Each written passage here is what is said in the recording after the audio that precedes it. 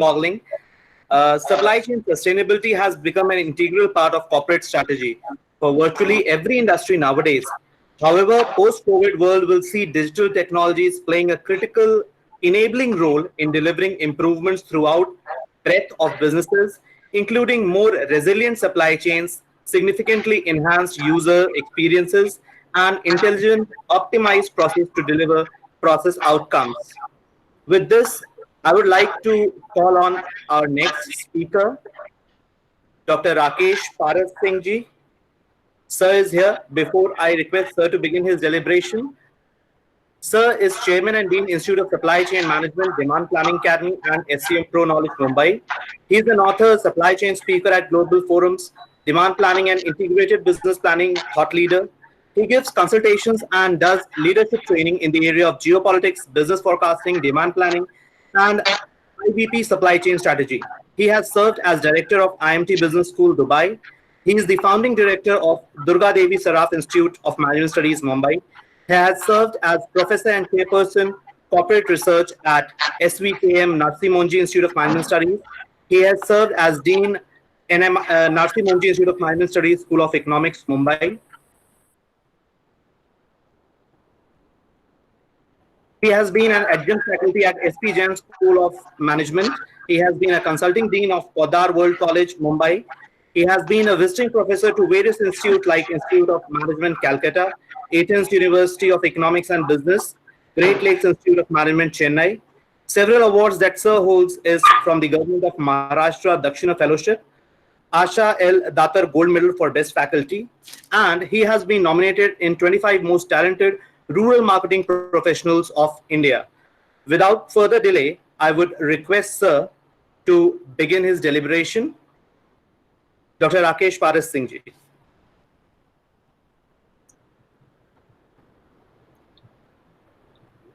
Good evening, everybody.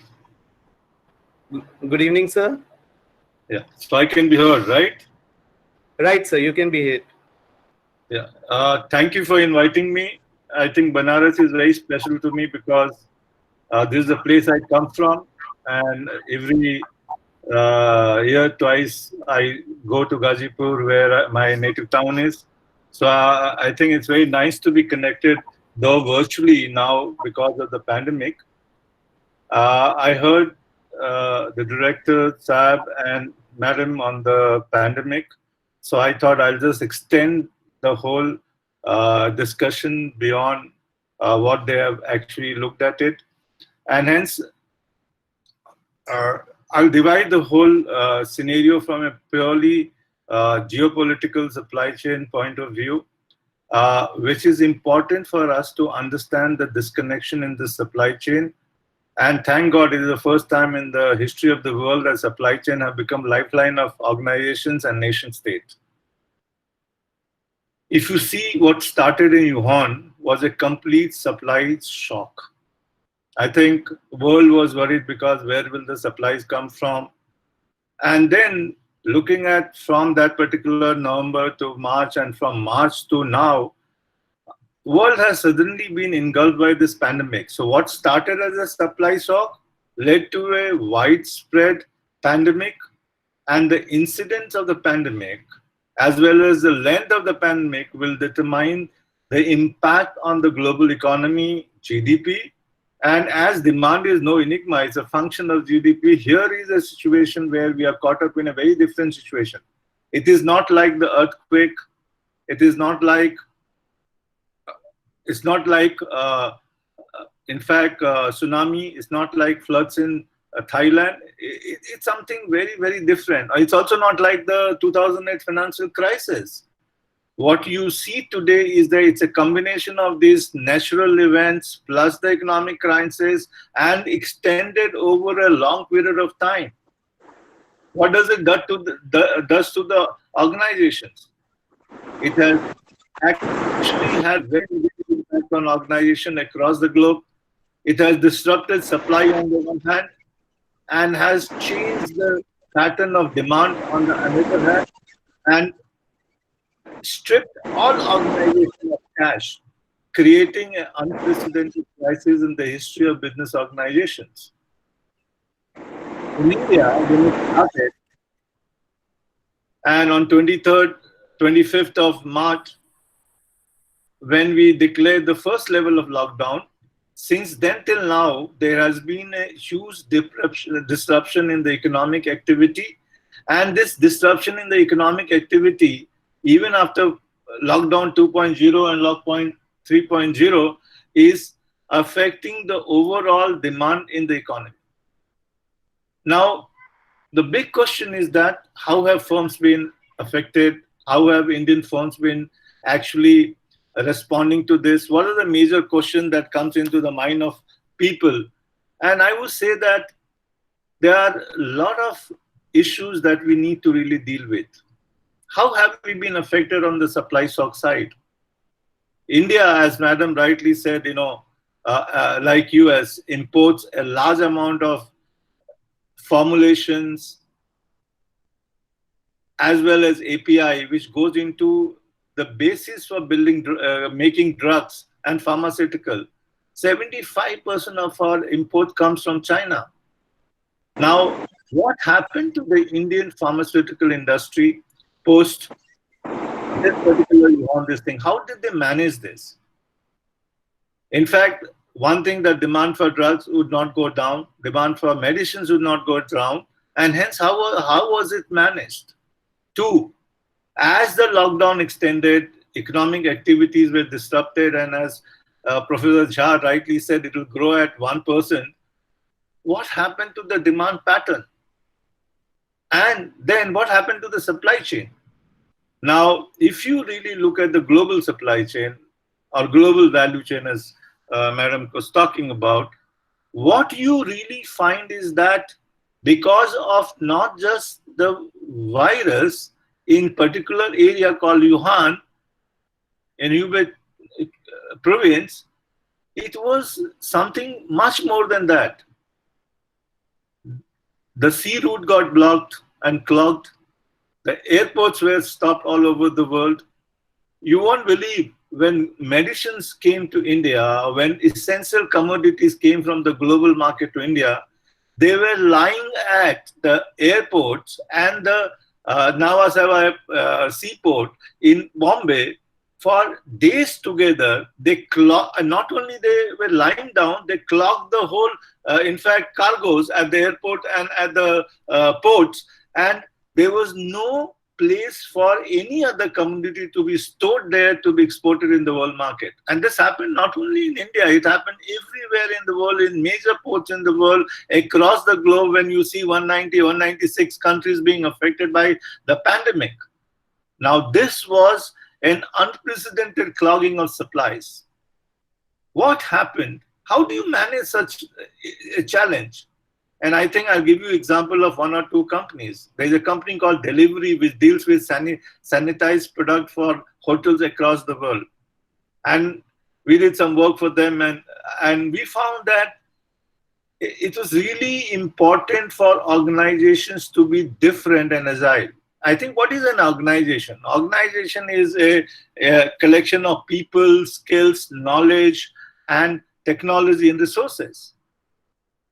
How do you react in such a time of major crisis? And what happens exactly is that during this period of crisis, Delivery started looking at alternative sources of buying these sanitation products in such a way that they secured their supplies, because they knew that as the crisis extends, because they're having a great experience in China and it extends to other countries, demand for sanitation product, demand for all hygiene products are going to go up. And that is what exactly happened. Demand went not 5 or 6 times that they expected, went 18 or 19 times they expected. And they could service 5 to 6 times because they had made an initial move from China to any other geography, including India, and they started, seeing those who were making these hygiene products in India. They gave orders to them. They also tried to see that some lines, which are production lines, which were like vacant, with the partners that they had, they can actually produce. And then they have done a phenomenal job of serving 7 times more demand during the pandemic and at this point of time. But most organizations were clueless. They thought this is just like in pandemic, this will happen. Now what happens? What kind of risk are Indian organizations or global organizations facing? And what you find is very interesting. In supply chain, you need demand. The demand has to be, fed to production. It has to be produced. When the production takes place, the supply has to come. And when your large amount of supplies are coming from one single source called China, and the options for this source also is in China, and you are totally blocked, and there is a huge crisis in the supplier there. And you know how it happens? It's just not a simple process. Most organizations contact their supplier tier one, that is the main supplier. But that is where the story does not end. There is a supplier to supplier to sub-supplier to sub-supplier to sub-supplier, maybe 4 or 5 or 6 or 10 tiers. And what some of them are delivering is thinking is that though China has opened, things will happen, and they're not getting their supply. Why? Because a tier one supplier had an inventory. He finished his inventory. He never knew what is the relationship he had with tier 2, tier 3, tier 4. And he realized that tier 4 did not even have cash to produce anything when they saw that China was opening. And when China has opened, when our port have been gone away, there is a downward bull wave. 100 units have become 0 unit, and you were thinking that you'll get all the 100 units. It has disrupted the supply, and I don't know how impactful this will be post-lockdowns. I'm in Bombay, heavily infected like any other country in the world, and I can see that a lot of friends who are heading supply chains, this is the situation. How do you manage this? How do you manage the supply? You have never worked on mapping the supply chain. So that's one problem. I think I'll have to quicken up. But on the demand side, suddenly there was no demand. Everything was locked down. You could not reach anywhere. And now there's an orange, red, and green zone. What do you do? How do you reach this? And then organization did a very, very different thing. They stopped stocking everything. They saw that there was a huge change in category. People started buying larger categories. People started buying non-branded product. And people started buying in a very, very big sizes. There was a huge demand for the groceries and essential item. What did companies do? They watched the daily trend. They call it as hyper-local way of planning. And they started producing because there were no manpower. Everybody has gone home. The way, the sad story of migrants, I come from that side of area where migrants come from, and I've seen the sad story of them moving away from the production centers, not being cared for. They've been going to their villages, walking. All these stories are known to us. But what has that done? There are no workers available. So you have to use the local workers, little bit of worker, maintain social distancing, see that there is no geographical hazardous or occupational risk there of COVID, and maintain a factory. And hence you could produce only that. When you can produce only that, and we are allowed as the essential commodity, firms use data very well to get this and then produce only what was demanded, serve them to the localized places, and use hyperlocal, third-party last mile service provider like Swiggy also to reach the farm, reach the people in the cities. Now, in that situation, you find that there's one thing that has happened. Though I'm praising Indian companies to be very venal, people have worked from home, they've managed supplies, there have been problems in the supplies, no doubt. In fact, e-commerce demand went 4 times. They were all dead because there were no workers, there were no trucks. And today, when the things are normalizing, the workers are still moving away from this. So there's a complete human crisis, and there's a huge human face of supply chain which will emerge. How would technology help? And this is where I think that we need to really know that technology is going to be a very effective element of change. Why? One of the major supply chain outcomes of this pandemic is that we have realized that the whole supply chain is into silos. They don't interact with each other. The vulnerabilities of supply chain, some of the organizations which have been affected very badly, is that they have not been able to connect and know. Like I said about mapping your supplier tier 5, you don't know what is lying with your distributor, you don't know what is lying with the sub-distributor, what is lying with the retailer, and hence there's a huge inventory lying. Luckily, that inventory was used to serve the customer and we are very happy. But now the inventory is over, factory is not running. How do I run this? The best example is that can we start looking at digital technology? And let me be very simple. Can we put sensor like IoT everywhere? Can you automate most of the things, helping workers to do better? Can we analyze every data and then react to the data? Can we, in fact, use blockchains? Blockchains are ledger system. And what does blockchain say? The whole supply chain from the retailer to the sub-supplier to sub-supplier can be a laser system. Everything that you put on this laser system will be visible. Nobody can change. And you can map the gaps in the supply chain, making supply chain, efficient, granular, visible, agile, and responsive. And when your supply chain becomes agile and responsive, you can use data. Big data is a big way. What is big data? Big data does not use statistics, though we really think it's statistics. It uses algorithm depending upon the characteristics of data, create insights, and these insights are used to plan. And these insights can be seen. I'll give you an example of a company I consult with, Perenada Record. They prepare the Bacardi rum. And what, in this rains last year, when there was huge floods in Bihar, their truck got caught up somewhere between Ranchi and Jamshedpur, and they had to reach some places in Jharkhand. They rerouted the truck, another truck there. Why? Because they have a vertical tower where they have complete information of what is moving where and how can you reroute the whole supply chain in a way that it reduces the cost of going, and disruption does not remain disruption.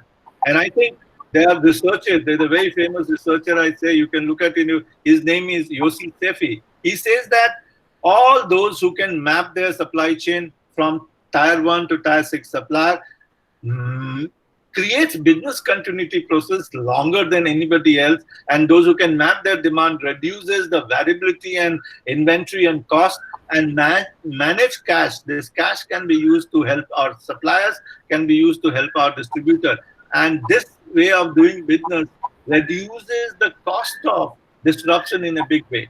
And I think Indian firms, except for the few ones which were trying to do this, are far behind on the curve of technology adoption. They think that all the job can be done by the technology. And this is the last question. Technology is an enabler, whatever I've said, it can be done. But you need to have talking people. You see marketing, finance, supply chain, then you have product development, you have other areas where functional, they all don't talk. Even in our classes, professors of these things don't know the subject, interoperability. World is changed. You need to know what is happening, interoperability.